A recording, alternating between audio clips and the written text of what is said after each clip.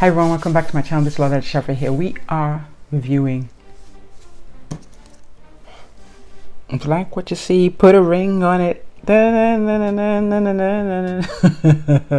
Alright, so this is episode 10. One last date. This is the current episode we're up to date now. Before I go in housekeeping rules, please don't forget to like the video. Don't forget to tell me what you think. I would say most important, please don't forget to tell me what you think about what I said, what your opinion is, what you think about the episode. Very important. And last but not least, don't forget to hit the subscribe button if you're not subscribed yet. All right, so this episode, they're playing TV. They have the ladies go try on wedding dresses. They all looked individually gorgeous.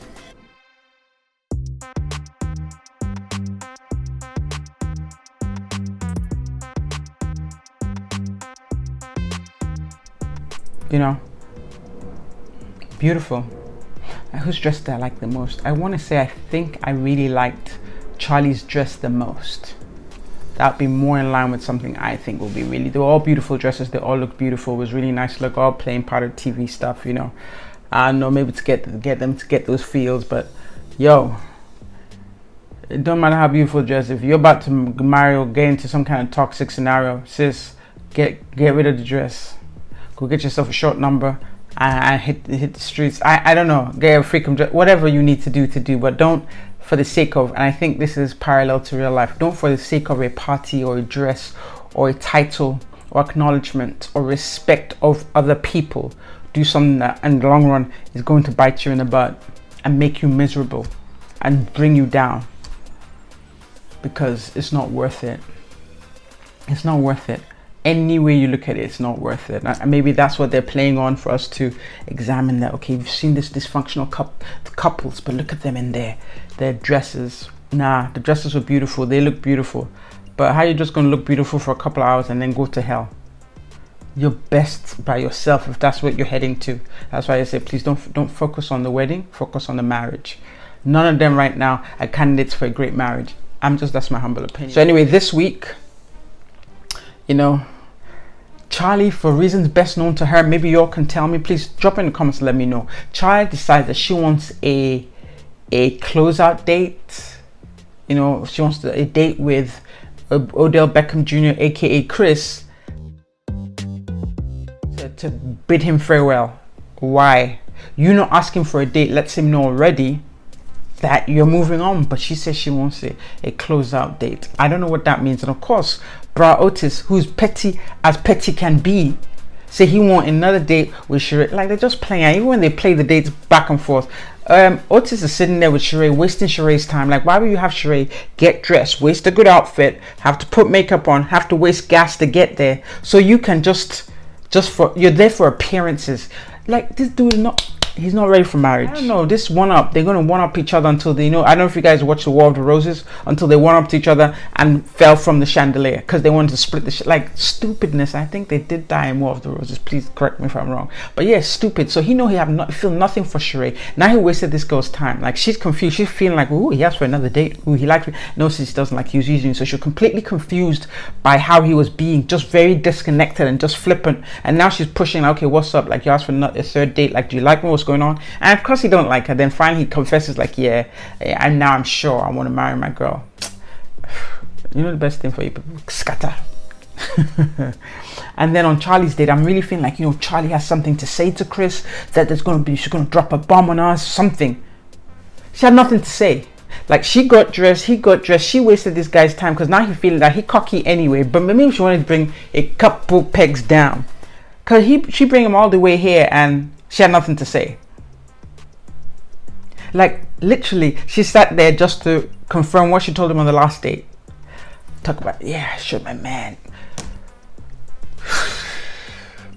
Charlie's a time waster. She's insecure. She don't know what she want to do with this relationship. She's like, yeah, she don't know what she want to do with this relationship, and she wants to waste more time. What, the final stab? But you know, the person you want to marry, because clearly you still want to marry him for some reason, is the pettiest of petty. So what do you want? Anyway, date concludes. We don't know what she wants. We're going to Alfie and Shay. They have their date together. She's in this lovely chocolate brown jumpsuit. Yeah, he said all he tell her what's important here. He's definitely recommitted to her. He's serious about, you know, giving her a title. The issue was she didn't have a title in his family. His family didn't recognize her. His mother didn't recognize her, and even his baby mother had no acknowledgement of the lady's position, because the baby mother figured that, yeah, like, he's coming back to her, because he didn't really have a clean break. Concludes the day where he loved her, he fumbled, he's gonna fix it. So Alfie gets home. He decides to call his baby mother. Now we know his baby mother's name is Jewel. And just like Dr. Nicole had mentioned many episodes ago, earlier on in the season, that what she suspects is there wasn't a clean break, that he left the door open. So she was hoping or thinking he was going to come back to her after he was done playing with Shay. So what I'm assuming here is that it looks like maybe Shay had met his son, but of course she hasn't met the mother, and said that it's an insult to her for her to meet her child but not have met her. True, like, if you're a serious guy. Just like one of the dates had said last episode, Shadi or Silver, the DJ, had said that, you know, guys, they're really simple. They are simple. They're simple-minded. Either they're going to do something to make it work, or they're playing. And he said the way he saw it, this is what Silver was saying, that for him, if it was with someone who he was serious about, he'd make sure that people met, laid down the law. This is my new lady, that's my old lady, that now she's my child's mother. Real simple organization. Let's meet, let's go in together, let's blend these families. But the fact that he has all the shadows, the dancing, means that he's not serious, he's playing. Now, to Silver's credit, I can probably acknowledge that maybe in the beginning Alfie was playing, but it appears that Alfie has decided that he likes Shay. That is somebody he wants to settle down with. So now he has to fix the mess he made, because initially he started off on the playing foot. That's what makes sense to me, that initially Alfie wasn't serious about Shay. Yeah, they may have moved in or whatever, how far they had gone, he wasn't serious about her. Sometime after that, you know, after this initial event, he's now decided to take her seriously, because it's true. It's real simple. Hey, meet, boom. Like, it's not like, I don't see that Alfie's too weak to lay down the law, so to say, to put it loosely, or to let, you know, Jewel know that, look, we're done, it's closed. Hey, Shay, like, to make everybody, hey, mom, this is it.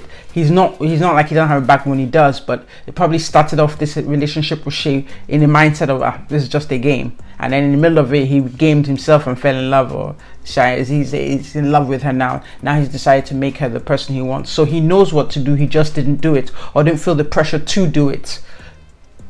They got lost in the drama of it all. But now, going through this process, he's decided that he wants to make the moves. But clearly, listening to everything, it looks like there might have been an overlap between the two of them. And when I say overlap, yes, he may have, you know, put his baby mother Jewel to the side and started dating Shay, but maybe he went back went back for a double dip or something. So that's why Jewel really felt that, okay, he's gonna be done with her soon. There's something he's done, said, there's a behavior or an action or a word that has come from Alfie to make Jewel feel like, okay, when he's done playing over there, he's coming back to me. There's something, he gave her something to hold on to believe that. So anyway, now he's let her know that that's not the case. Now, going on to the last couple, Kenneth and Shorty. All right. So they decided to go on a date with themselves this week. It's meant to be a yoga/cuddling session. I never heard of it. The place looked cute, but I don't know if, okay, just forgive me. Maybe it's the scenario. Maybe it's because it's, you know, it's guided. I don't know if I need to leave my house and likely pay for a venue to cuddle someone on some pillows. But that's just me. But anyway, for TV, it's great. They go out to meet for a yoga cuddling session. That's Kenneth telling Shorty that, yeah, he's getting everything together. So, you know, he starts telling her, you're not going to need to worry about money. I'm going to be the provider that you need. That you're just going to be at home. Of course, you know, Shorty knows his weakness. She's like, give me a detailed plan on how you plan to do that. Like half and half.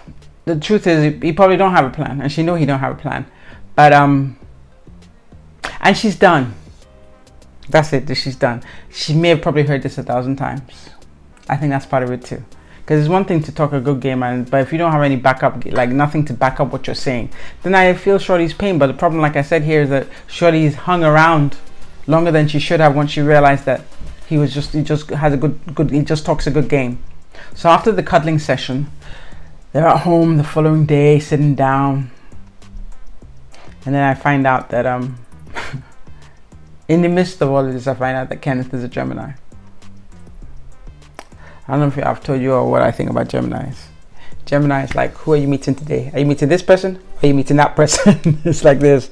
It's like this. Just like this. Is it person or is it this person? You know, two-faced. You've seen the it's okay, Kenneth.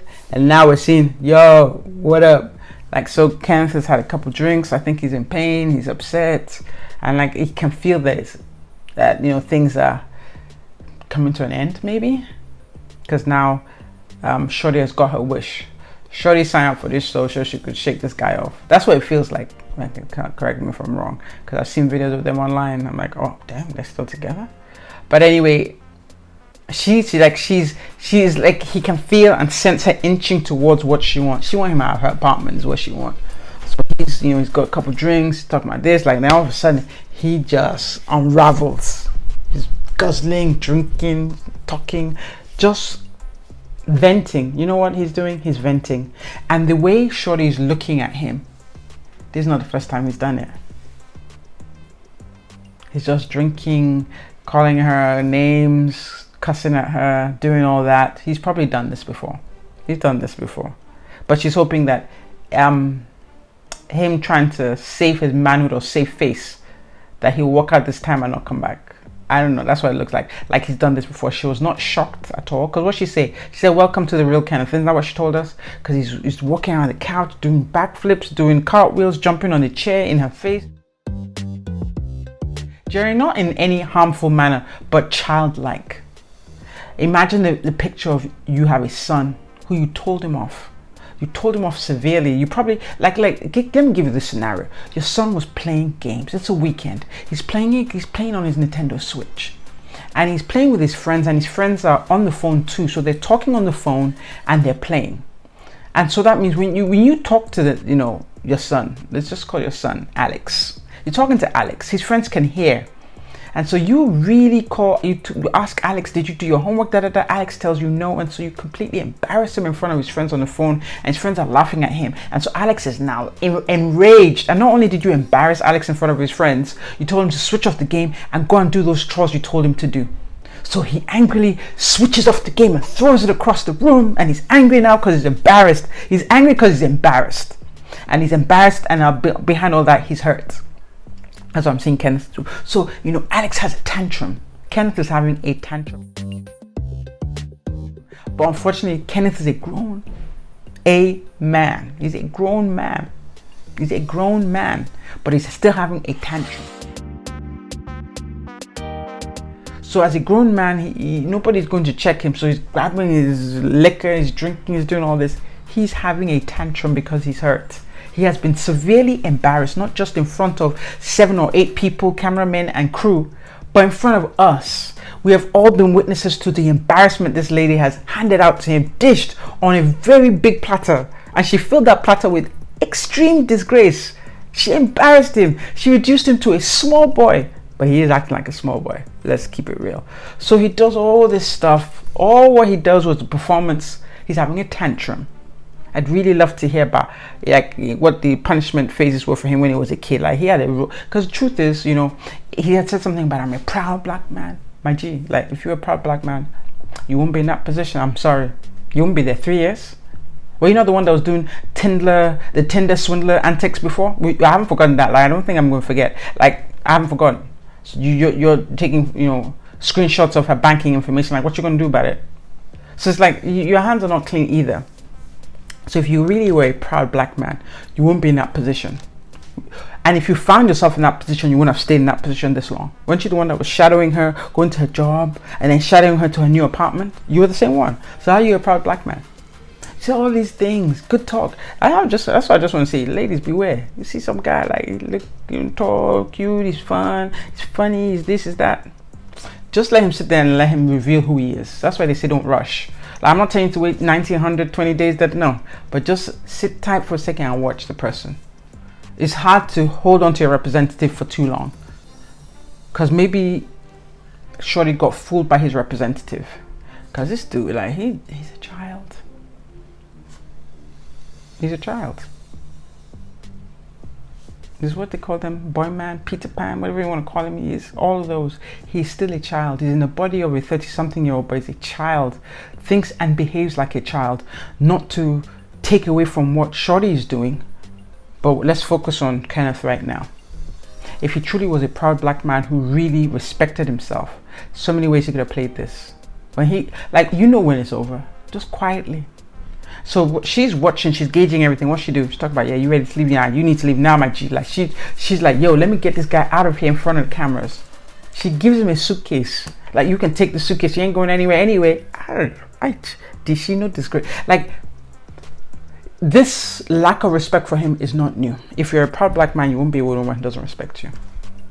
What you want to do with a woman who doesn't respect you? Even for a woman, what woman wants to be with a man who doesn't respect her? That's when anything can happen. If he doesn't respect you, anything can happen. If she doesn't respect you, anything can happen. So for both parties, if you're with someone who doesn't respect you, you shouldn't be with them. If you don't respect somebody, don't be with them. On the other side, don't be with someone you don't respect, because it's not going to end well. It's not ending well. It's looking really messy. Like, they're both looking kind of crazy. She looking crazy, he looking crazy, everybody looking crazy. Just don't be with someone you can't respect. She has no respect for him. End of story. So anyway, she starts, you know, she has one suitcase to give him. You got all his clothes, and then she packs the rest of his stuff in, like, you know, not duffel bags, my bag, trash bags. Like, after all, isn't that how you came to my house? With trash bags? Ooh. Kenneth, my heart is hurting for you. That's embarrassing. Anyway, look like Shorty got what she want. Bra at the door. Courtesy of put a ring on it. Now, is this permanent? I don't know. But this is why she signed up for the show. Real talk. This is why she probably convinced this man to sign up for the show, because this was the best way she could get rid of him, because now in the public eye, he left. She had that guy's duffel bags out in the hallway. Just short notice. Like, if he's truly short on cash like she says he is, where he gonna go? Motel Inn? Motel 6? I can't think of all those inn. Think of any inn. I think of all the inns. That's where he's gonna carry his stuff to. Or he's gonna go to his homeboy's place. Yo. That's it. That's episode 10 for y'all. But guys, end of this episode. Please don't forget to like, comment, or subscribe. Lola, over and out.